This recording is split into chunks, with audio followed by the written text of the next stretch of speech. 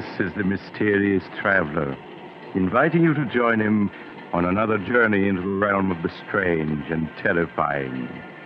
I hope you will enjoy the trip, that it will thrill you a little and chill you a little.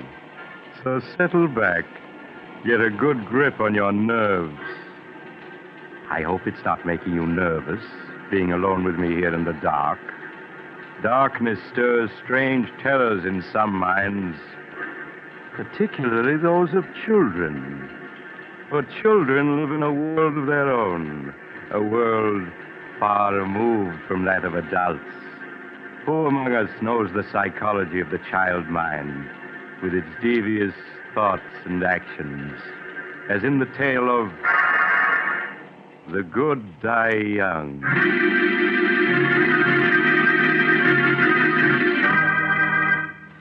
Years ago, when I was practicing medicine, I brought a child into the world, a girl who was named Sandra. In the years that followed, she grew into an extremely beautiful and clever child. But my story begins the day that Martha, the housekeeper, was finishing her duties for the last time. Sandra, come in here. I want to see you. Sandra! Were you calling me, Martha? Yes. I told you to come right home after school. Where have you been? Oh, I'm sorry, Martha. I didn't hear you tell me to come home right after school. I'm sorry, truly I am. Save your acting for your father, young lady. It hasn't fooled me for a long time. Sandra, since your mother died, you're becoming more and more of a problem every day. Well, at least after tonight, I won't have to put up with your lies and your 1,001 little tricks. What do you mean, Martha? Your father won't be needing a housekeeper anymore. I'm leaving tonight. But why? Well, I'm not supposed to tell you. But you may as well know now as later. Your father is bringing home a new mother for you tonight. A new mother? Yes, he's just married again. But I don't want a new mother. Daddy and I don't need anyone else. We're happy the way we are. Sandra, stop screaming. I won't have it. Do you hear? I won't have it. Your new mother's a very fine woman. I met her last night. I hate her. I hate her. Daddy's mine and no one else's. She hasn't any right to him. If you don't stop that screaming, I'll tell your father when he comes home tonight. Oh, no, don't do that. I'll be good. But I hate her, and I always will. I'll never stop hating her. That's a fine way to talk. Perhaps I ought to warn the poor woman about Sandra. Well, then it's none of my business. Besides, she'll find out about her soon enough.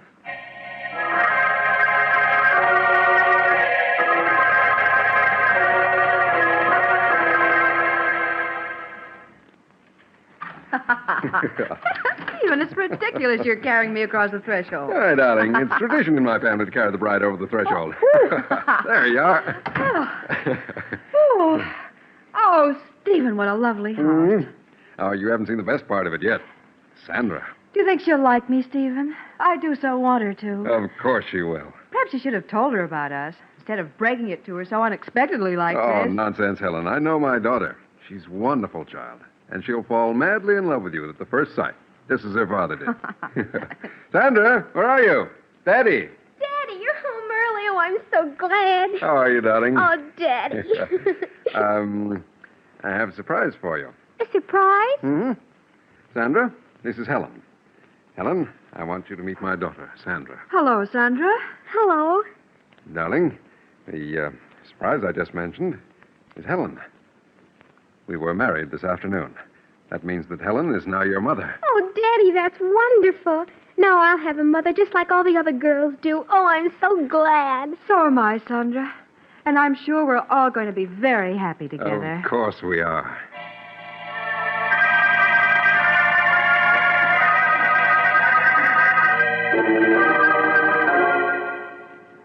That night, after the family had said goodbye to Martha and seen her off, Sandra was sent to bed. She lay quietly in the darkness, thinking. Occasionally, she would speak softly to her doll, Barbara. She hasn't any right being here, Barbara. Daddy and I were perfectly happy until she came along. Tonight, he didn't even notice me. Just kept looking at her. Well, she shan't have him. He's always been mine, and he always will be.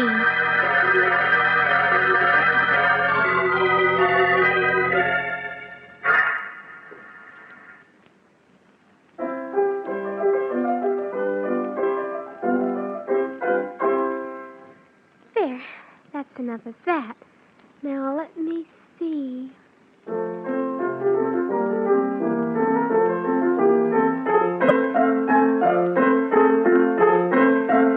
Sandra!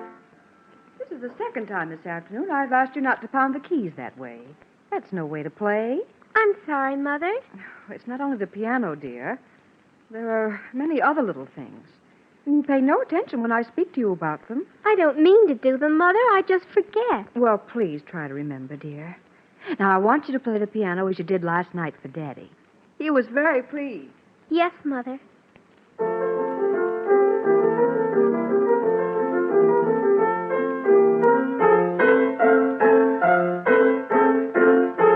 Sandra! Yes, Mother? Sandra, I thought I asked you to stop pounding the piano like that. But, Mother, I was just composing a new piece for Daddy. Well, that wasn't music, Sandra, but just noise. That'll be enough for today.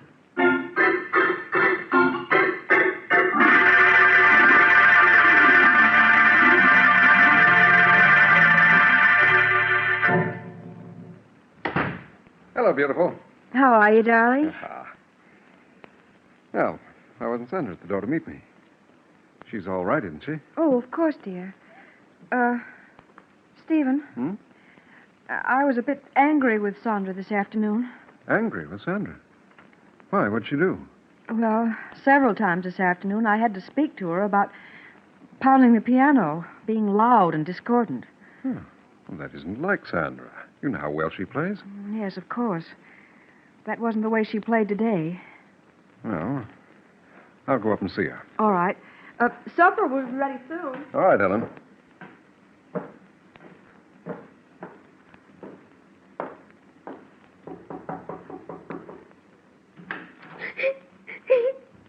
Why, Sandra, what's this? Oh, Daddy, Daddy. What's wrong, dear? You never cry. I was only trying to compose a new piece for your birthday next month. A new piece for my birthday? Yes, I wanted to surprise you. Oh, there, dear. You mustn't cry. I'm sure Mother understands you didn't mean to be bad. Now, here, let me wipe your tears. Oh, Daddy, I love you so. I just wanted to compose something wonderful for you. I understand, darling. Oh, Daddy, you always understand.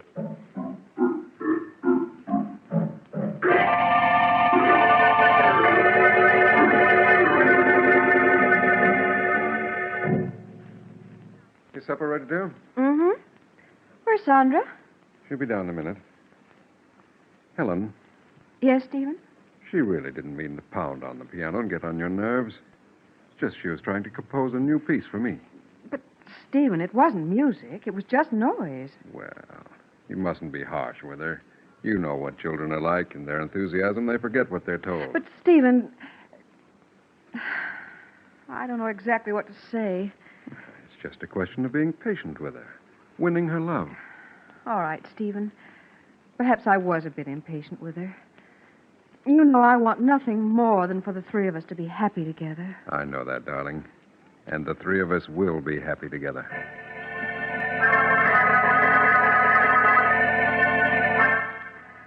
In the weeks that followed, Helen tried to overlook Sandra's slamming of doors and constant droppings of objects and other nerve-wracking incidents. In time, she felt, Sandra would come to accept her love and guidance. It was just a matter of patience. Sandra, is that you? Yes, Mother. Please sit down, dear. I want to talk to you. All right, but do hurry. Daddy'll be home soon. Sandra, every day I've been giving you milk money for school. Why haven't you been buying milk with that money? But I have been, Mother. Now, please, Sandra, I won't punish you. I just want to know what you've been doing with that money. I've been buying milk with it. Please, Sandra. Mrs. Gordon, your teacher, told me you haven't bought milk for almost a month now. But I have. She just doesn't Sandra, happen to... I won't have you lying to me. Now, that's your father. We'll see what he has to say about this. You don't understand. You just don't understand. Stephen? Hello, darling. Oh. Sandra, what are you crying about? I'm sorry, Stephen, but Sandra's been misbehaving. I think you'd better speak to her. You just don't understand. What's she done, Helen? Well, Mrs. Gordon, her teacher, told me today that for the past month, Sandra hasn't been buying milk with her milk money. Is that true, Sandra? And what's worse, Stephen, when I asked Sandra about it, she lied and said that she had been buying milk at school. Why, Sandra, it isn't like you to lie about things. I didn't mean to lie about it. I just wanted to keep it a surprise. Keep what a surprise. Your birthday present. Oh? I saved my milk money so that I could buy you a pipe. It's here in this box. But, Sandra, you know I'd have given you money to buy a birthday present for Daddy. It isn't the same thing. I wanted to buy him a present with my own money. Oh, I'm sorry, Sandra. Well, you might have told me about it when I asked you. And then it wouldn't have been a real surprise.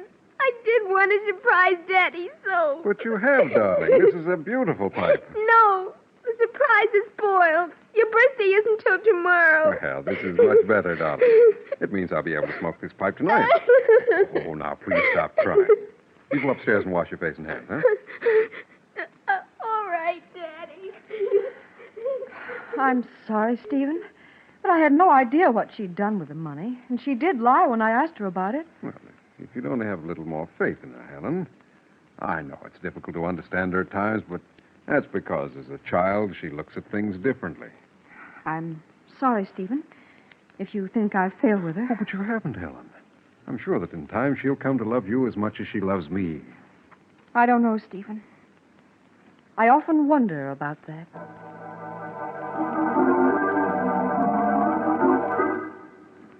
As the weeks went by, Helen found herself coming no closer to winning Sandra's confidence.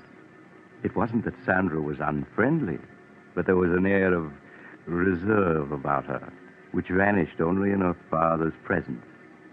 Helen felt Stephen watching her anxiously when Sandra was about, and sought to reassure him. Her one thought was to preserve their happiness. Hello, Helen. Hello, dear. Oh, what happened to that vase, dear? Sandra broke it. Oh? Well, accidents will happen. Stephen, this is the fourth piece she's broken in 2 weeks. And each of them were pieces I've treasured, had for years. Why, Helen, you sound as though Sandra had deliberately broken those vases because they were yours. Well, why is it that only my things are broken? Oh, Helen, surely you don't believe she's deliberately breaking your things. I don't know what to believe. The first few times I thought it was an accident, but now... But, Helen... Oh, please, Stephen, let's not quarrel. Perhaps I'm wrong. I admit I haven't any proof. It's just all the little things adding up. Helen, what are you talking about? Oh, you wouldn't understand even if I told you. Where's Sandra? In her room, I suppose. Well, I'll go up and see what she's doing, huh? All right.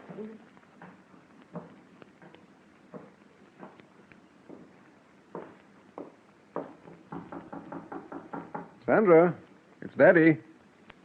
Are you in your room? Huh, it's funny. She isn't here. Hello, what's this? A note addressed to me.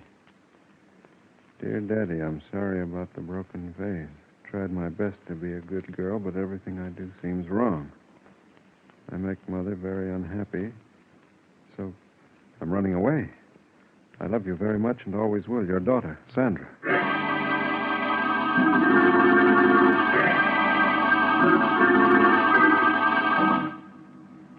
After searching vainly for an hour in the dark and cold, Stephen returned and notified the police. All through the long hours of the night, he and Helen sat up, not saying a word, each afraid to speak, for fear of what might be said. As the first rays of dawn showed, the doorbell rang. Stephen rushed to answer it. Mr. Hamilton? Sandra. Oh, Daddy. Darling, everything's all right now. I'm the police matron from the 55th Street station, Mr. Hamilton.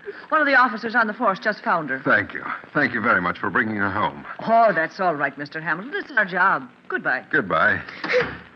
There, dear. Don't cry. Oh, Daddy, it was so dark out there. And I thought I'd never see you again. Well, what a thing to say. How do you feel, Sandra? Do you want me to take her, Stephen, and put her to bed?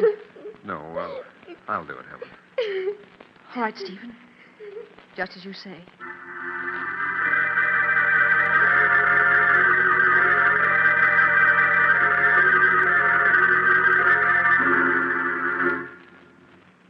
Is she all right, Stephen? Mm-hmm. She just fell asleep. I hope her being out all night won't have any after effects.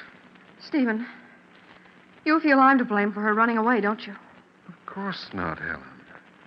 It's just that, well, you don't seem to understand her. But, Stephen, I've tried so hard. Oh, it's no use. She doesn't want me here, never has. Helen, how can you talk like that? Why, she was delighted the day I brought you here as my wife. Yes, I thought she was in the beginning. But now I know she was just pretending. Pretending? Yes, Stephen. From the first moment she saw me, she resented me. She feels I've come between you, taken her place in your affection. Oh, Helen, how can you say such a thing? It's true, I tell you. She sees me as a rival for your love. You're just imagining all this. I'm not, I tell you. Oh, it's no use, Stephen. We can't go on this way. What do you mean? Don't you see? We aren't happy anymore. Instead of things improving, they get worse. Perhaps it would be best if we were to separate. Helen, I won't hear of it. I love you, darling. I wouldn't want to live without you. Whatever misunderstandings we may have about Sandra, I'm sure we can straighten them out. I don't know, Stephen. If you love me, Helen, you won't give up so easily. Please, say you won't leave. All right, Stephen. I won't leave. Perhaps we will be able to work this out. I hope so.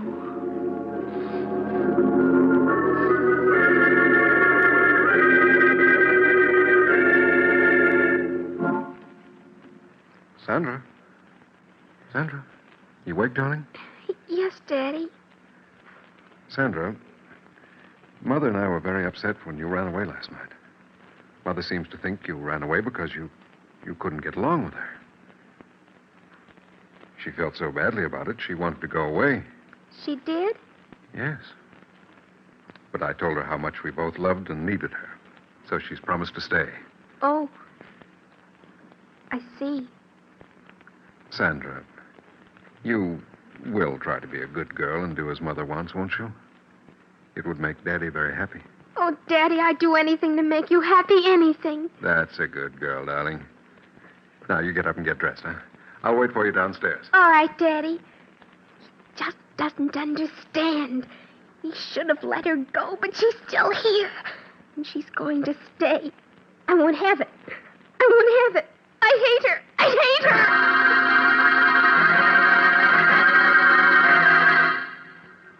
A week passed. A week in which Sandra's behavior pleased Helen no end. At last it seemed they were going to be the happy family she had always dreamed they would be. Helen, Yes, dear? will you bring my coat with you when you come downstairs? Sandra and I are going for a walk. All right, Stephen. I'll get it and be right down. Daddy, can we walk down to the river? Oh, we won't have enough time for that, Sandra. Stephen? Hmm? I have your coat, but I can't find your scarf. Oh, the scarf's down here, Helen. Just bring the coat. Oh, all right. Stephen, I hope... Helen! Helen, are you all right? Helen, speak to me. Daddy, is she dead? No, Sandra, don't talk like that. Quick, phone Dr. Smith at once.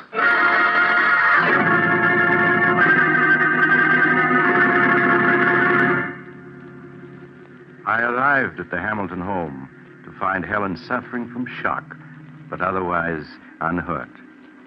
I was somewhat disturbed, however, to find her very nervous and run down. She'll be all right, won't she, Doctor? Yes, of course. I'm going to leave you a prescription, Mrs. Hamilton. It's something that will help quiet your nerves. You ought to take it twice a day. Here's the prescription, Mr. Hamilton. Thank you, Doctor. I'll have it filled at once. Well, Sandra, how are you? You've been so quiet, I hardly knew you were here. I'm fine, thank you. You're growing up to be quite a young lady. Are you still troubled by nightmares? Yes, she still has them once in a while. No, it's just her nerves. If she continues to have them, you might give her some of the medicine I've prescribed for your wife. Well, I must be leaving. Goodbye, Mrs. Hamilton, and stay in bed a few days. I will, Doctor. Goodbye. Goodbye, Doctor. Well, darling, you gave us quite a scare. Yes, I slipped on something on the top step. You must have slipped on a marble, dear. I found 7 or 8 of them on the top step. Marble? Sandra, were they your marbles? No, Mother. They belong to Margie.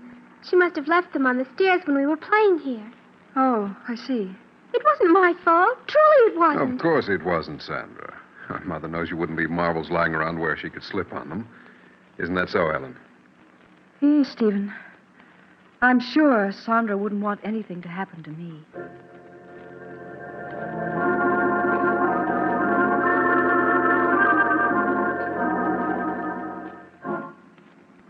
Sandra, will you come into Mother's room a moment, please? Yes, Mother.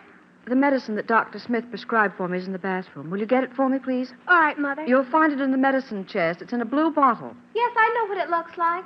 Oh, here it is. That's fine, Sandra. Just bring it to me. Here you are, Mother. Thank you, dear.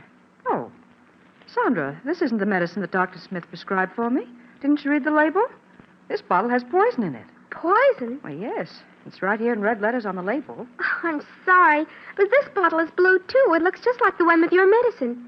Yes, it does at that. Now, I'll put this bottle of poison back and get me my medicine. Yes, Mother. I'll have to get rid of that poison. It's too dangerous to keep in the medicine chest. Would have been awful if you took the poison, wouldn't it, Mother? Or you might have died.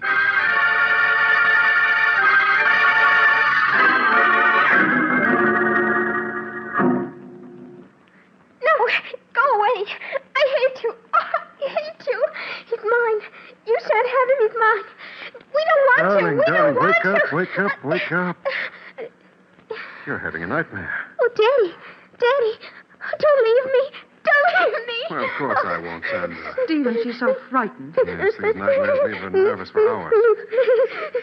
Darling, there's nothing to cry about now. Oh, Daddy, I was so frightened. Come here a moment, will you, please? All right, Ellen. Oh, Daddy, don't leave me. No, no, Sandra. I'm not going to leave you. I'm just going to see what Mother wants. What is it, Ellen? Stephen, Dr. Smith said that if she had a nightmare, some of the medicine he prescribed for me would help her.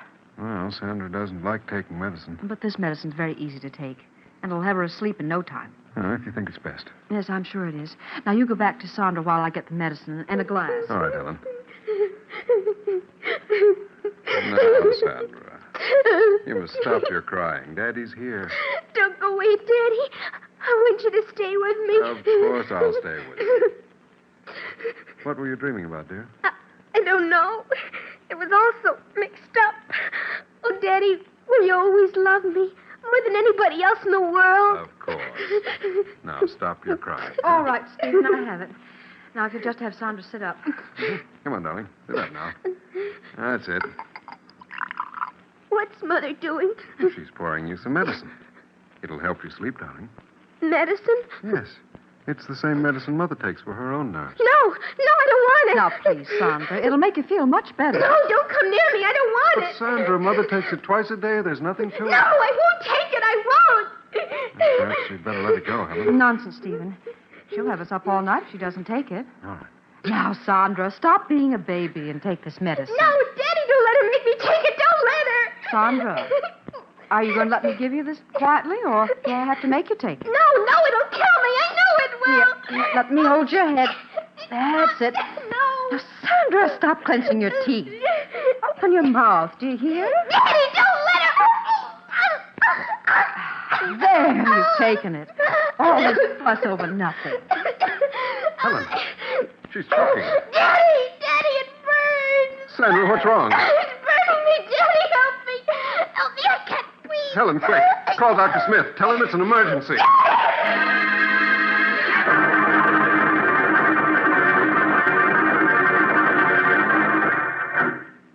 Stephen, here's Dr. Smith. Let me see her. She's been unconscious for 10 minutes now. Doctor, you must do something. I'm afraid it's too late, Mr. Hamilton. She's dead. Oh, no. No, she can't be. I'm sorry. How can she be? We only gave her the medicine you prescribed for Helen. Yes, here it is. Let me see it. But this medicine wouldn't kill her. It's only a nerve tonic. You can see. Doctor, what is it? Why, this is the bottle, all right. But the medicine in it isn't the medicine I But prescribed. it is. I took some of it last night. I assure you, this isn't the medicine I prescribed. Then what is in that bottle? It smells like carbolic acid. Carbolic acid. But that's impossible. Look at the label. You can see it's my medicine. Yes, the label's right, but someone poured out the medicine I prescribed and replaced it with carbolic acid. Oh, no. But why? Why should anyone want to do such a thing? Who could possibly want to kill Sandra? Everyone loved her. Ask Helen. She'll tell you that Sandra... Stephen, why are you looking at me like that? Surely you don't believe I poisoned her. Stephen. No. No!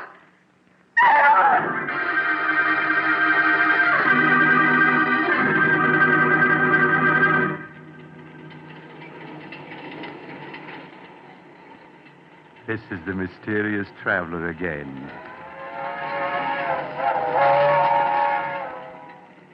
Have you enjoyed our little trip? By the way, do you have a child in your home? If so, I do trust it isn't angry with you. You can't be too careful with children. Why, I recall another child who, after being punished by his parents, took a razor and... Oh, you're getting off at the next stop. I'm sorry. Perhaps you'll join me again soon. I take this same train every week at the same time.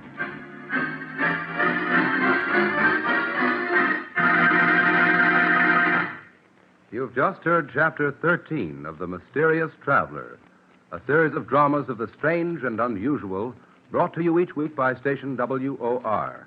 In tonight's program, The Good Die Young, Betty Jane Tyler played Sandra. The Mysterious Traveler, written by Bob Arthur and David Cogan, is directed by Jock McGregor. Original music was played by Doc Whipple.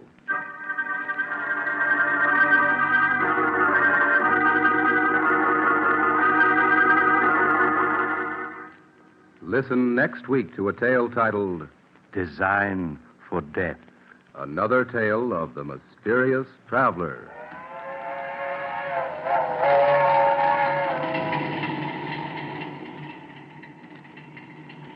The Mysterious Traveler is presented by WOR Mutual every Sunday at 7 over most of these stations. This is Mutual.